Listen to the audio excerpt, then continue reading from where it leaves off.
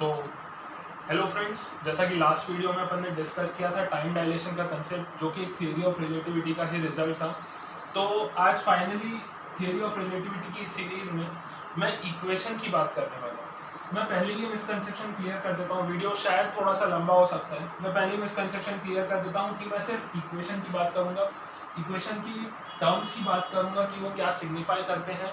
अब पहले ही मैं कुछ बता देता हूँ कि इक्वेशन में क्या क्या चीज़ें आती है। जैसे मैट्रिक टेंसर इन्वॉल्व होता है, आपको एक रायमन मैनीफोल्ड का कंसेप्ट, रायमन ज्योमेट्री का कंसेप्ट आना चाहिए कि आपको डिफरेंशिएट करते रहना चाहिए यूक्लिडियन स्पेस में Gaussian curvature, Riemann curvature, scalar curvature. मैं उतना कॉम्प्लेक्स मैथ्स हैंडल नहीं करने वाला, और हालांकि मुझे खुद को भी उतना अच्छा नहीं आता। जैसे कि स्ट्रेस एनर्जी मोमेंटम टेंसर आता है, हम ग्रिड मैट्रिक्स की बात करेंगे, तो इतना ज़्यादा कॉम्प्लेक्स मैथ्स में इन्वॉल्व नहीं करने वाला। बट हम एक बेसिक आइडिया दूंगा कि स्पेस टाइम कर्वेचर कैसे फॉर्म होता है, या थ्योरी ऑफ रिलेटिविटी की इक्वेशन मैथमेटिकली थोड़ा बहुत कैसे समझी जा सकती है। ठीक है, तो लास्ट वीडियो में हमने इसी कॉन्सेप्ट का एक रिजल्ट डिस्कस किया था। आज हम इस कॉन्सेप्ट की बात करने वाले हैं मैथमेटिकली थोड़ा बहुत। ये स्टार्ट करने से पहले मुझे कुछ पॉइंट्स डिस्कस करने हैं, क्योंकि थ्योरी ऑफ रिलेटिविटी पर डायरेक्ट जंप करना उतना अच्छा आइडिया नहीं होगा। ठीक है, तो मुझे ये डिस्कस करना है कि ये आइडिया को एक फील जनरेट करने के लिए हम थोड़ा बेसिक से स्टार्ट करते हैं। ठीक है, तो start with some basics, because this equation is not that easy to handle. मतलब इतना जल्दी इतना हैंडल करना इसको आसान नहीं है। लाइक अभी भी हर साल एक बार इस इक्वेशन को लेके कॉन्फ्रेंसेस होती है कि कुछ नया एनालिसिस किया जा सकता है इस इक्वेशन का। तो मैं थोड़ा बेसिक से स्टार्ट करने की कोशिश करता हूँ। दिस इज ग्रेविटेशन,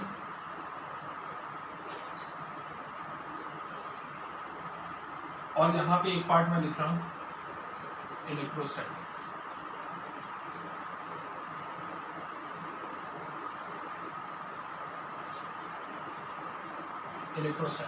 ठीक है, तो यहाँ मैंने एक जगह ग्रेविटेशन लिखा है, एक जगह इलेक्ट्रोस्टैटिक्स। ठीक है, ये लिखने का रीजन क्या है मैं वो समझाने की कोशिश कर रहा हूँ। अर्ली 16वीं सेंचुरी में आइजैक न्यूटन ने हमको ये फॉर्मूला दिया, F is equals to G m1 r², जहाँ r जो है दो मासेस के बीच का डिस्टेंस है। ठीक है, तो सर आइजैक न्यूटन ने ये जो फोर्स का फॉर्मूला दिया है, बेसिकली ये दो मासेस के बीच कितना स्ट्रेंथ है, कितना फोर्स का स्ट्रेंथ है, ये उसका मेजर देता है। मतलब बेसिकली ये फोर्स कहाँ से जनरेट हुआ, या ये फोर्स कहाँ से आता है, क्या सोर्स है इसका, उस बारे में कोई बात नहीं हुई 16वीं सेंचुरी में। ठीक है, तो ये फोर्स हमें सिर्फ क्या देता है, ये फोर्स हमें सिर्फ ये देता है कि दो मासेस के बीच में लगने वाला स्ट्रेंथ कितना, मतलब कि स्ट्रेंथ मेजर देता है हमें दो मासेस के बीच में। ठीक है, यहाँ तक तो बात क्लियर है, जिसमें r क्या है, दो मासेस के बीच का डिस्टेंस है और इनवर्सली प्रोपोर्शनल है। मतलब जैसे जैसे डिस्टेंस बढ़ेगा फोर्स घटता जाएगा। ठीक इसी तरह कूलम ने हमको एक फॉर्मूला दिया था, F is equals to 1/4 pi nought Q1 Q2 by r²। ये क्या है, बेसिकली इसको एक कांस्टेंट से रिप्लेस कर सकते हैं K। Q1 Q2 क्या है, दो चार्जेस है, R क्या है, दो चार्जेस के बीच का सेपरेशन है, और ये फोर्स कौन सा फोर्स है, इलेक्ट्रोस्टैटिक फोर्स है, दो चार्जेस के बीच में लग रहा है। तो अगर एनालॉजी देखें तो ये फोर्स और ये फोर्स लगभग सेम है, ठीक है। यहाँ दो मासेस की बात की जा रही है, यहाँ दो चार्जेस की बात की जा रही है, यहाँ भी इनवर्सली प्रोपोर्शनल टू r² है, यहाँ भी इनवर्सली प्रोपोर्शनल टू r² है। ये न्यूटन्स कांस्टेंट है, ये 1/4πε0 बेसिकली परमिटिविटी, जो परमिटिविटी ऑफ फ्री स्पेस की बात करता है, उसकी बात करेंगे। ठीक है, तो यहाँ तक तो बात ठीक थी। अब मैं फोर्स के थ्रू ही कुछ कंट्रोवर्सीज बताना चाहता हूँ कि क्यों एक फोर्स का क्लासिकल कंसेप्ट कुछ चीज़ें जस्टिफाई नहीं कर पाता। ठीक है, तो अगर हम देखें तो मान लीजिए कि दो प्लैनेट्स का डिस्टेंस है। ठीक है, दो प्लैनेट्स के बीच की दूरी है, उनके बीच में obviously gravitational force of attraction है। ठीक है, अब इस फॉर्मूले के अकॉर्डिंग अगर मैं बात करूं तो मान लीजिए पहले जो दोनों प्लैनेट्स के बीच का डिस्टेंस r था, ठीक है, तो कुछ फोर्स लग रहा था। ओके, यहाँ तक तो बात ठीक है।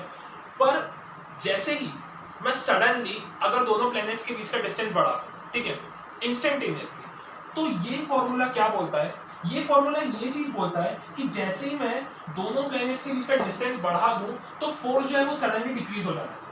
मतलब जैसे ही मैंने तुरंत आर इंक्रीज किया तो फोर्स तुरंत डिक्रीज हो जाना चाहिए। ये एक जस्टिफिकेशन है इस फोर्स का। बट कैसा होता है, मेरा कहने का मतलब है इन दो चार्जेस के बीच का अगर मैं सडनली सेपरेशन इंक्रीज कर दूं तो क्या सडनली फोर्स डिक्रीज हो जाएगा इंस्टेंटेनियस। जैसे ही इंस्टेंटेनियसली मैंने ये दो चार्जेस के बीच का सेपरेशन इंक्रीज किया तो क्या इंस्टेंटेनियसली फोर्स डिक्रीज हो जाएगा? ऐसा नहीं होता, ऐसा नहीं होता। तो यही जो है कुछ फोर्स की कंट्रोवर्सीज है जो एक क्लासिकल जस्टिफिकेशन नहीं प्रोवाइड करता। ठीक है, अभी 16th सेंचुरी में हमें बहुत सारे कॉन्सेप्ट नहीं पता थे। हम यही मान के चलते थे कि फोर्स वो एक्सटर्नल एजेंट होता है जो बॉडी का स्टेट यानी कि कुछ इनिशियल वेलोसिटी में परिवर्तन ला सकता है, मतलब बेसिकली एक्सेलरेशन प्रोड्यूस कर सकता है। हम उस फोर्स को जानते हैं, मतलब हमारे लिए फोर्स एक एक्सटर्नल एजेंट है जो इंस्टेंटेनियसली बिहेव करता है। तो हमारे फॉर्मूले के अकॉर्डिंग जैसे ही मैंने आर इंक्रीज किया तो फोर्स डिक्रीज हो जाना चाहिए, फोर्स जो है वो डिक्रीज हो जाना चाहिए। बट ऐसा नहीं होता है। मतलब अगर मैंने दो प्लैनेट्स के बीच का सडनली आर्बिट्रली अज्यूम करके चलते कि मैंने इंक्रीज कर दिया तो क्या फोर्स तुरंत डिक्रीज हो जाएगा? ऐसा नहीं होता है। ठीक है, ऐसा नहीं होता है। अब ऐसा क्यों नहीं होता है उसका जस्टिफिकेशन कहां से मिला मैं आपको बताता हूं। ठीक है, यहां तक तो मतलब कुछ फ्लॉज नहीं थे फोर्स में। अगर हम 16th सेंचुरी की बात करें तो ठीक है, हम मान के चलते हैं। बट ये फोर्स की एक प्रॉपर डेफिनेशन नहीं। ठीक है, फोर्स की प्रॉपर डेफिनेशन कहां से आई मैं बताता हूं। ठीक है, जब Michael Faraday was an experimental physicist, मतलब बेसिकली उनका काम था एक्सपेरिमेंट्स करके कुछ रिजल्ट्स कंक्लूड करना। ठीक है, he was not so good in mathematics, मतलब उन्होंने स्कूलिंग नहीं की थी तो बेसिकली उनको मैथ्स नहीं आता था। Was an experimental physicist. तो उन्होंने बेसिकली फील्ड थियरी का कॉन्सेप्ट डेवलप किया। उन्होंने कहा अगर मैं आसान शब्दों में फील्ड को डिफाइन करना चाहूँ तो आप फ्लूइड के एनालॉजी से समझ सकते हैं क्या है। बट बहुत सारे डिफरेंसेस हैं, लाइक फ्लूइड के अंदर इंटरमोलिकुलर पार्टिकल्स होते हैं, फील्ड में ऐसा नहीं होता है। ठीक है, बट मैं कंटिन्यूम की बात बताने के लिए इस एनालॉजी को यूज कर रहा हूँ कि आप फील्ड को फ्लूइड से मान सकते हैं। तो बेसिकली माइकल फैराडे का कहना था कि फील्ड जो है वो रिस्पॉन्सिबल होती है ये फोर्स जनरेट करने की, मतलब एक मीडियम है जो ये फोर्स को कैरी कर रहा है। माना कि एक्सटर्नल एजेंट है बट ये कुछ जरिया होगा कैरी करने का। तो Michael Faraday was the one who concluded कि फील्ड के जरिए जो है फोर्स फ्लो करता है। ठीक है, तो जैसा कि मैंने कहा कि मैथमेटिकली वो ये चीज जनरेट नहीं कर पाए थे। मैथमेटिकली ये चीज कहाँ से जनरेट हुई कि फील्ड थियरी का कंसेप्ट आगे बढ़ा, तो वो है मैक्सवेल की 4 इक्वेशन। तो अगर मैं मैक्सवेल की 4 इक्वेशन डिस्कस करूं तो उनमें से पहली है del dot D vector is equal to rho. ठीक है, दूसरी बात करूं तो divergence of magnetic field equal to 0। तीसरी बात करूं तो curl of electric field is equal to partial derivative of magnetic field with respect to time. चौथे की बात करूं तो curl of magnetic field strength, ठीक है, is equal to conduction current density plus epsilon partial derivative of electric field with respect to time. ठीक है, ये 4 मैक्सवेल्स की इक्वेशन है। ठीक है, यहां से हमें क्या बात समझ में आती है मैं पहले वो डिस्कस करता हूं। पहले तो मैं फिर से ये डिफाइन करना चाहूंगा कि क्या सीन था। सीन ये था कि हमने दो प्लैनेट्स के बीच में सडनली इंक्रीज कर दिया डिस्टेंस, तो फोर्स जो है वो सडनली नहीं घटता। मैं यहाँ एक और थोड़ी फील दिलाने की कोशिश कर रहा हूँ कि जब हम फोर्स की बात करते हैं, जब हम स्पेस में अप्लाइड फोर्स की बात करते हैं, तो हम इस फोर्स के अकॉर्डिंग हमें टाइम का महत्व नहीं मालूम पड़ता है, मतलब इसमें कुछ टाइम की महिमा नहीं पता चलती। ठीक है, बट मैं वही चीज डिस्कस करने की कोशिश कर रहा हूँ कि टाइम एक वैल्यूएबल पैरामीटर होता है। यहाँ इंस्टेंटेनियस फोर्स अप्लाई नहीं होता है, मतलब अगर मैंने सडनली आर इंक्रीज कर दिया तो फोर्स सडनली डिक्रीज नहीं हो जाता, मतलब कहीं ना कहीं एक टाइम का रोल है प्ले करने के लिए। ठीक है, तो वहीं से फील्ड थियरी जनरेट हुई और फील्ड थियरी हमें ये कहती है कि बेसिकली जैसे मान लीजिए दो चार्जेस है, तो मैं इलेक्ट्रोमैग्नेटिक फोर्स के कंसेप्ट से समझाना चाहूँगा। तो फील्ड में बेसिकली रिपल्स जनरेट होते हैं, हर पार्टिकल की खुद की फील्ड होती है। मतलब मैं बहुत विस्तार से इस टॉपिक में नहीं जाने वाला, बट मैं आपको बताता हूँ कि इलेक्ट्रॉन की जैसे खुद की फील्ड होती है, ठीक है, क्वार्क्स की खुद की फील्ड होती है। अब जितने पार्टिकल्स हैं, जितने मैटर हैं, उनकी खुद की एक फील्ड होती है, ठीक है। तो बेसिकली क्या होता है, ये फोर्स जो है वो बेसिकली रिपल्स के कारण कैरी होता है, ठीक है। तो रिपल्स होते हैं फील्ड में, ये रिपल्स कैरी करते हैं, तो इट टेक्स सम टाइम, ठीक है। अब मैं इंस्टेंटेनियस क्यों नहीं बोलता, क्योंकि आइंस्टीन का सेकंड पोस्टुलेट ऑफ रिलेटिविटी ये कहती है कि कोई भी इनर्शियल फ्रेम में लाइट की स्पीड कांस्टेंट है, एंड किसी भी चीज की स्पीड लाइट से ज्यादा नहीं हो सकती। हर इनर्शियल फ्रेम में लाइट की स्पीड कांस्टेंट है, nothing can move faster than light. तो ये फोर्स जो है इंस्टेंटेनियस नहीं हो सकता। पहले लोग मानते थे कि लाइट इंस्टेंटेनियस है, but there is a definite speed to light. तो बेसिकली ये चार्जेस के बीच में क्या होता है, एक इलेक्ट्रोमैग्नेटिक रिपल्स कैरी होता है। तो बेसिकली अगर ये चार्ज इस चार्ज पे कुछ रिपल्स अप्लाई कर रहा है, तो दूसरा चार्ज भी सामने वाले पे रिपल्स अप्लाई करता है। बहुत इसको देखा जाए तो एक इंटरफ्रेंस जनरेट होता है दो रिपल्स के बीच में, जिसके कारण फोर्स प्रोड्यूस होता है, ठीक है। तो बेसिकली ये फोर्स का कंसेप्ट है जो हमें फील्ड थियरी से थोड़ा बेहतर तरीके से समझ में आता है। तो अभी तक मैं कुछ टाइम से यही समझाने की कोशिश कर रहा था कि क्यों एक classical approach of viewing force is not so justified. रोजमर्रा की जिंदगी में ठीक है, क्योंकि डिस्टेंस उतना ज्यादा नहीं है, कैन से कि इंस्टेंटेनियस है, एप्लीकेबल है, इंस्टेंटेनियस हम मान सकते हैं। बट जब हम थोड़ा डोमेन के बाहर जाके बात करते हैं, तो हम ये नहीं कह सकते कि फोर्स जो है एकदम इंस्टेंटेनियस है। कुछ रिपल्स है, फील्ड है। बेसिकली फील्ड थियरी यही कहती है कि फील्ड के थ्रू फोर्स कैरी होता है। अब फील्ड बेसिकली एनर्जी कैरी करती है, इसका मतलब फील्ड के पास उतनी क्षमता है कि वो किसी पार्टिकल को डिस्प्लेस कर सके। मान लीजिए एक चार्ज रखा है, चार्ज की खुद की इलेक्ट्रिक फील्ड होती है। बेसिकली फील्ड मतलब फील्ड में रिपल्स जनरेट होते हैं, इलेक्ट्रोमैग्नेटिक रिपल्स जनरेट होते हैं, which are capable of displacing another particle. उसकी प्रॉपर्टी है, मतलब basically there is flow of energy और मोमेंटम। अगर हम बात करें, आगे मैं डिस्कस करूंगा इलेक्ट्रोमैग्नेटिक वेव्स की प्रॉपर्टी, ठीक है। तो अगर मैं रफली मैक्सवेल्स की चारों इक्वेशन समझने की कोशिश करूं, तो ये बेसिकली क्या है, ये स्पेस में डेरिवेटिव है, ठीक है। स्पेस डेरिवेटिव है बेसिकली। मतलब अगर मैं स्ट्रेंथ, फील्ड स्ट्रेंथ के अकॉर्डिंग, इलेक्ट्रिक फील्ड स्ट्रेंथ के अकॉर्डिंग, मतलब मेरा डायरेक्शन के साथ चेंज हो रही है बेसिकली फील्ड स्ट्रेंथ, तो बेसिकली हमें चार्ज डेंसिटी देता है, ठीक है। ये भी स्पेस डेरिवेटिव है। ये है कर्ल, मतलब अगर हम परपेंडिकुलर डायरेक्शन में मूव करते हैं तो ये change in magnetic field with respect to time. अब ये वाली जो इक्वेशन है, इससे हमें इलेक्ट्रिक फील्ड और मैग्नेटिक फील्ड के इनसेपरेबल होने वाली कंडीशन समझ में आती है। आप इन दो इक्वेशंस को देखें, ठीक है, इन दो इक्वेशंस को देखें, तो मैं बहुत ज़्यादा कॉम्प्लेक्स तरीके से ना समझा के अगर आसान शब्दों में समझाऊं, तो जैसा कि ऑयस्टर्ड ने कहा था कि मूविंग चार्ज जो है मैग्नेटिक फील्ड प्रोड्यूस कर सकते हैं। ये बात काफ़ी पहले कही गई थी, ठीक है। आज का जो कम्युनिकेशन का ज़माना है वो सिर्फ माइकल फैराडे की वजह से है, जिसने ये क्लेम किया था कि converse of this is also possible.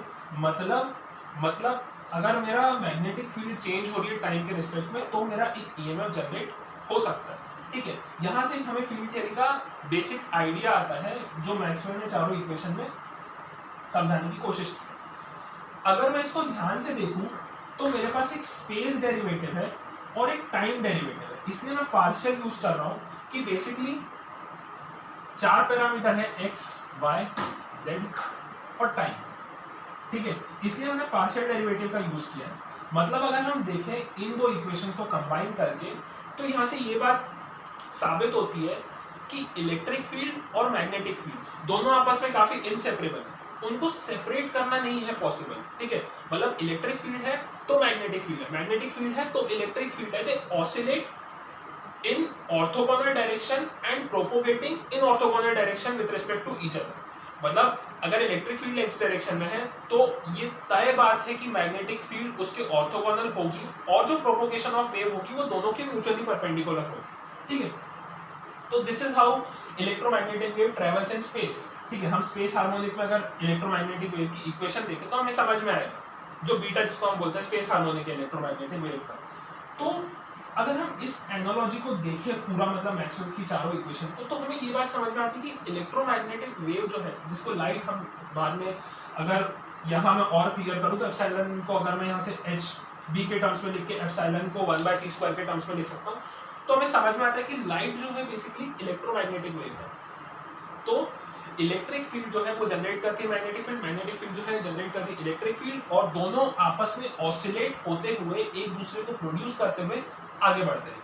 ठीक है, तो हमें इस बात से तो ये चीज़ क्लियर हुई कि बेसिकली एक फील्ड होती है जो ये फोर्स को कैरी करती है, और इसको पहुंचने के लिए कुछ टाइम लगता है। बेसिकली फील्ड में रिपल्स जनरेट होते हैं, दोनों तरफ से रिपल्स जनरेट होते हैं, ये रिपल्स आपस में इंटरफेयर करके एक दूसरे पे फोर्स लगाते हैं। तो अगर आसान शब्दों में कहा जाए तो हाँ, फील्ड जो है बेसिकली एनर्जी कैरी करती है, मतलब it is capable of displacing a particle. यहाँ तक तो मैं सिर्फ इलेक्ट्रोमैग्नेटिक वेव्स की कुछ प्रॉपर्टी समझाने की कोशिश कर रहा था कि हाउ दे आर इनसेपरेबल, मतलब आप किसी चीज को मेल्ट करके कंबाइन कर दीजिए and it gets so difficult to separate them. वैसी मैं एक एनालॉजी यहाँ फील दिलाने की कोशिश कर रहा हूँ कि how electromagnetic waves are tangled, मतलब इलेक्ट्रिक फील्ड और मैग्नेटिक फील्ड आपस में इतनी टैंगल्ड होती है इन ऑर्थोगोनल डायरेक्शन कि दे आर इनसेपरेबल।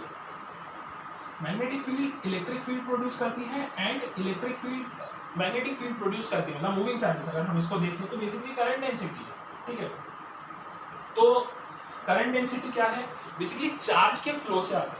तो इलेक्ट्रोस्टैट्स बेसिकली एक अक्यूमुलेशन वाला पार्ट है, मैग्नेटिक फील्ड एक फ्लो वाला पार्ट है, फ्लो की बात करता है। अगर हम इस इक्वेशन को देखें डेल डॉट बी, तो हम देखते हैं कि मैग्नेटिक फील्ड एक फ्लो को डिस्क्राइब करता है। ठीक है, इसमें क्या और डिटेल में जाने की जरूरत नहीं है, मैं सिर्फ एक फोर्स का जस्टिफिकेशन देने की कोशिश कर रहा था कि क्यों जो हमारा पहले क्लासिकल वे था फोर्स को देखने का वो कहीं जाके गलत बैठता है। ठीक है, यहाँ तक तो बात ठीक थी। अब बात आई इस फॉर्मूले की। तो जब आइंस्टीन ने ये चीज़ देखी, मैक्सवेल की चारों इक्वेशन, एंड ही सॉ की मतलब दिस इलेक्ट्रोमैग्नेटिक एनालॉजी जब उन्होंने देखी तो वाज वेरी प्रीटी श्योर कि जो दो मासेस है इनके बीच का जो फोर्स है ये भी कुछ ऐसी बहुत ही कॉमन चीज़ों के बीच एसोसिएटेड जो हम रोज़मर्रा की जीवन में जानते हैं लेकिन उन्हें सेपरेटली देखते हैं। तो from here this concept came of space time. मैं बताता हूँ कैसे आया। फॉर आइंस्टीन, लाइक अगर हम बात करें एक्स अगर हम इसकी बात करते हैं तो तीन स्पेस कोऑर्डिनेट्स हो। बट आइंस्टीन ने ये कहा कि भाई अगर मुझे कभी किसी को डिस्क्राइब करना है कि भाई मैं आपको इस जगह मिलने वाला हूँ तो मैं टाइम भी स्पेसिफाई करूँगा कि मैं कितने बजे मिलने वाला हूँ। अगर मैं ये बोल रहा हूँ मैं इतने बजे मिलने वाला हूँ तो डेफिनेट सी बात है कि मैं स्पेस कोऑर्डिनेट्स डिफाइन करूँगा कि मैं कहाँ मिलने वाला हूँ। तो आइंस्टीन ने कहा ये बहुत ही कॉमन चीज़ है जो हम सेपरेट देखते हैं, but Einstein was the one who saw them together. Like from this analogy उसने कहा कि स्पेस टाइम भी जो है काफ़ी इनसेपरेबल है।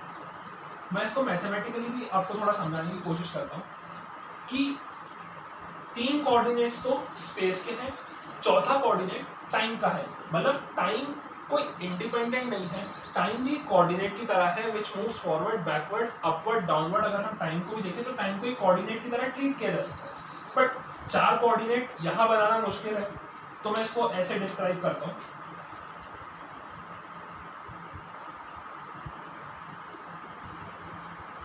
ठीक है, अगर मैं मानता हूँ ये टाइम कोऑर्डिनेट है और ये सारे के सारे स्पेस कोऑर्डिनेट्स हैं, तो मैंने बेसिकली टाइम और स्पेस कोऑर्डिनेट्स में इसको डिस्क्राइब किया।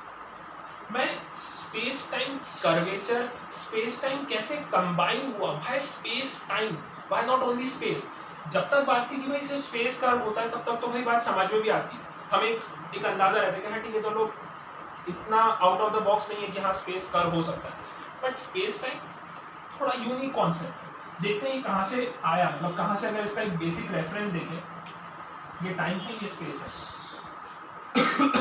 अगर हम स्लोप की बात करें तो ये लाइन एक यूनिफॉर्म वेलोसिटी को दर्शाता है।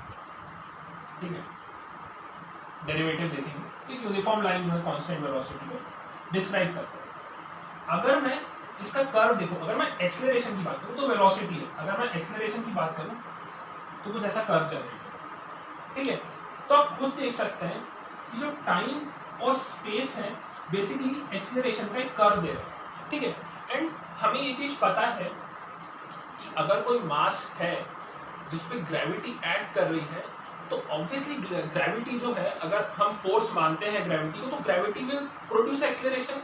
एक्सेलरेशन आएगा ग्रेविटी के कारण, और वही एक्सेलरेशन देखो टाइम और स्पेस कोऑर्डिनेट में देखा जाए तो एक कर्व जनरेट होता है। तो इस कर्व को देख के आइडिया आया, और अगर हम इन दो एनालॉजीज को देखें कि how electric field and magnetic field are inseparable, वहीं से कॉन्सेप्ट डेवलप हुआ कि space and time are two melted entities जिनको अलग करना, जिनको डिफरेंशिएट करना इम्पॉसिबल है। अगर हम स्पेस टाइम पूरे को कंबाइन करके बात करते हैं तो हम एक डेफिनेट थियरी की बात कर सकते हैं, that is gravitational field theory. तो कैसे आ रहा है, हम टाइम को एस्केप नहीं कर सकते, बिकॉज अगर हम इस फोर्स की बात करें तो कहीं ना कहीं टाइम एक मेजर रोल प्ले करता है। अगर हम एक लॉन्ग डिस्टेंस की बात करें, अगर हम डिस्टेंस बहुत ज़्यादा रखते हैं तो उसके लिए कहीं ना कहीं टाइम एक मेजर रोल प्ले करता है। तो यही आइंस्टीन की एनालॉजी थी कि जो स्पेस टाइम है बेसिकली ये दो मासेस का कॉम्बिनेशन है, दो मासेस के बीच में ये स्पेस टाइम कर्व कैसे फॉर्म होता है। ठीक है, मैं एक और एग्जांपल देकर समझाने की कोशिश करूंगा कि what was Einstein's view for space time.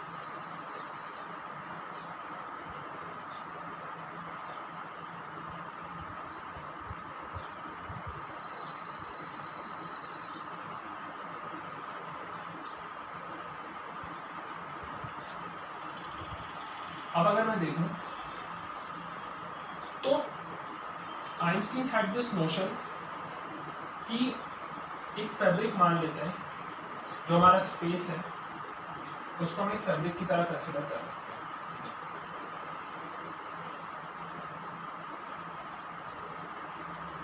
ये एक फैब्रिक की तरह कंसिडर करें, तो मैं इसका ये भी रीज़न देने वाला हूँ कि क्यों जो है हमारे प्लैनेट्स जो है सन के अराउंड रिवॉल्व कर रहे हैं, what causes planets to revolve around sun. एक ब्रीफ डिस्क्रिप्शन दूंगा। मैंने वैसे पहले वीडियो में ये चीज़ कही थी कि अगर मैं फैब्रिक के कंपैरिजन में कोई एक काफ़ी लाइट मास की बॉल ऐसे रख देता हूँ तो it will cause some weight, इसमें तो कोई दौरान नहीं है, ठीक है, but this will move in a random motion. अब ऐसे मेरे पास कई ज़्यादा बॉलें हैं, they will move in a random fashion, but अगर मैं यहाँ कोई एक हैवी बॉल प्लेस कर दूँ एक फैब्रिक में लाइक अ ट्रैम्पोलिन, तो बेसिकली क्या होगा, इस स्पेस फैब्रिक में एक कर्व जनरेट होगा, ठीक है, and what this curve will do, this curve will cause some ripples. ठीक है, बेसिकली क्या बेंड हुआ है, not only space is bend but basically space time is bend. ठीक है, अगर मैं बात करूं तो एक मास जो है, इट इज मास या एनर्जी की बात करूं तो एक मास और energy what it is capable of bending space time,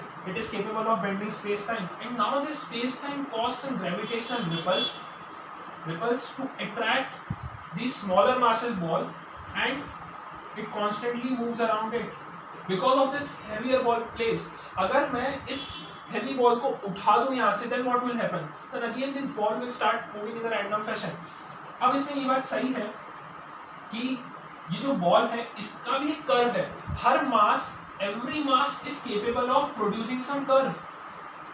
मास तो है, मतलब definitely that mass will produce some curve, and that curve is known as space time. मैंने आपको बताया कि स्पेस टाइम का कर्व ही क्यों आया, मैंने आपको दिखाया कि बेसिकली एक्सेलरेशन जो है फोर्स के कारण आता है, ठीक है, and gravity is force, so basically gravity is causing that space time coordinate to curve.